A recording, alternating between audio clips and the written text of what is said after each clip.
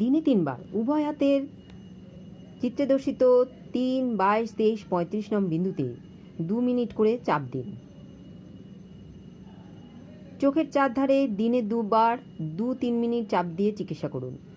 চোখের চারধারের হাড়ে চাপ দিতে হবে, চোখের মণিতে নয়। অন্তত 2 থেকে 3 কাপ কাঁচা সবজির রস, যাতে থাকবে গাজর, মুগ জাতীয় অঙ্কুরিত ডাল, স্বাস্থ্যকর পানীয় অর্থাৎ আমলকি চূর্ণ, আদার গুঁড়ো ইত্যাদি রস পান করবেন। প্রাণায়াম মুদ্রা করবেন। পড়াশোনা করতে হবে সঠিক ভঙ্গিতে বসে, যথেষ্ট আলোতে। চোখে যাতে ক্ষতি না হয়, শিশুদের প্রথম থেকেই রিজু হয়ে বসে পড়াশোনা করতে এবং যথাসম্ভব দূরত্ব রেখে টিভি দেখতে শেখাতে হবে।